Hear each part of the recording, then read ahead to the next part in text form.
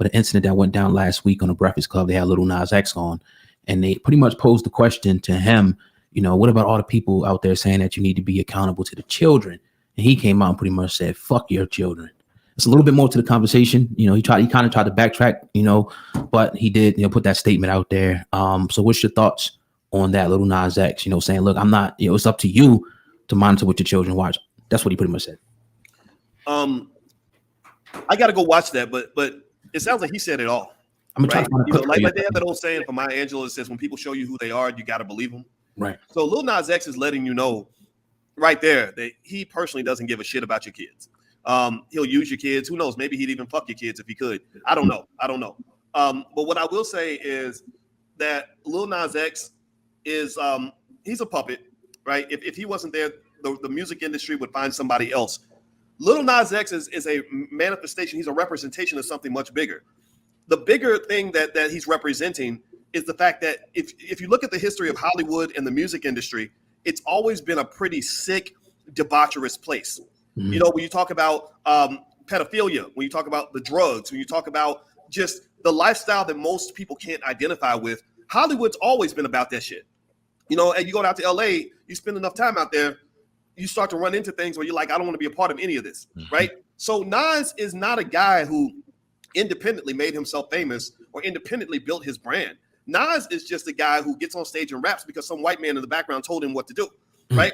And so as much as we might want to just get mad at him and assume he has some equity in what he's saying to the world, you got to realize that there's a machine behind him. And without that machine, there is no Lil Nas X. So I don't think we should just look at him. We should look at the machine. Don't look at the puppet. You pay attention to the puppet master. So Lil Nas X is part of a continuous process. It's an agenda where they tend to use Black people to represent ideas that are questionable and problematic, particularly when you talk about presenting them to children, right? The man in the dress I haven't to this day. I've seen Lil Nas X wear a dress to the what's it, that stupid thing that bullshit event. The Met Gala? Yeah, I've seen Lil Nas X wear a dress. I've seen Billy Porter wear a dress. Which white men were wearing dresses? I can't remember. I don't remember seeing any white men wearing dresses. I saw those two, right? Maybe there were. Maybe I missed them. But the point is to say that Black people are a vehicle and a vessel for certain ideas that they want to push for two reasons. One, because, just kind of going back to slavery, they kind of felt this need to kind of get Black people on board with whatever they're doing. But then also there's something magical about Black people where when we buy into something and we make something cool, it kind of makes it cool for everybody, and then I think the other piece of that is because Black people historically don't know who we are, because we're not taught who we are. We go to a white man school who teaches us how great white people are, and we just our goal is to just be down with them and fit in with them, right? So because we don't know who we are, we're easily influenced.